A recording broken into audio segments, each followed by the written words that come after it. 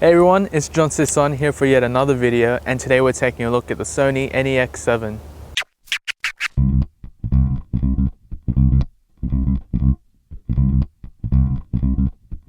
Now this camera was introduced in August 2011 and only now has it been slowly trickling into the market.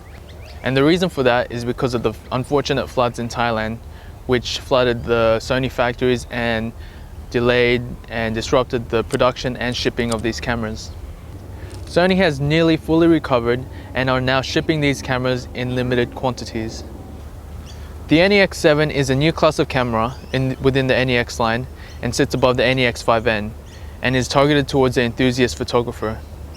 It boasts a 24 megapixel sensor, a brilliant OLED electronic viewfinder, and more controls to make changing settings more quickly and easy, and a whole lot more in a small camera in which Sony hopes to satisfy the enthusiast.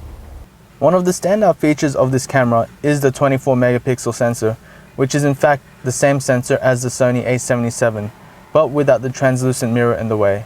So that basically means you lose the ability to use phase detection autofocus, but you gain a bit in low light performance. And of course, it makes the camera smaller. The electronic viewfinder, which Sony calls the True Finder, is by far the best that has ever been produced as of this date. At 2.4 million dots, it shows a lot of detail and clarity, and also has the ability to overlay different types of information in aiding the photographer in getting that right shot. The viewfinder also comes in handy when the LCD screen is too hard to view in bright sunlight. The NEX-7 has 25 autofocus points, and like the 5N and the C3, the autofocus is good but not great when compared to some of the other competition. I find that it sometimes hunts and is at times inaccurate, but only on rare occasions. I feel that Sony can really improve in this area on their newer models or on a firmware update. High continuous shooting has always been a strong point in Sony's cameras, and this model is by no means any different. The build quality of this camera is very impressive, and with a magnesium alloy body, it really shows off how high-end this camera really is. The external controls allow the user to change settings quickly and easily with the top two dials and control wheel, which Sony has dubbed Tri-Navi. The addition of an electronic viewfinder, built-in flash, and an alpha hot shoe really extend on what Sony has built upon, but in a smaller body. The rubber grip also makes it comfortable to hold. The only gripe I have with the body overall is that there is no port for a wired remote, and that I sometimes press the record button when handling the camera, which can be quite annoying. The video mode for the NEX-7 delivers a great amount of detail and flexibility for the casual and amateur filmmaker, all in a small camera.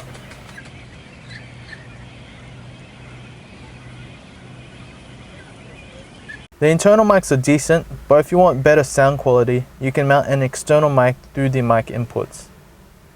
In my opinion, image quality and high ISO is great till about ISO 3200. Video quality is great as well, and with manual controls, different frame rates, and the option to use an external mic is a big plus. One of the things that I'm sure Sony is going to improve upon is the lack of lenses available for the E-mount system. And if you're an A-mount user, you can use the LAEA2 or LAEA1 adapter to use on this camera. I found the LCD and the EVF to be inconsistent at times, and while the menus are highly customizable, it may not be to everyone's liking. I can highly recommend this camera for people that want more control and the high resolution viewfinder without the bulk and the heaviness of a DSLR. If you have any other questions, please feel free to leave a comment, and like and subscribe to my channel for more Sony Alpha product reviews and tutorials. Thanks for watching.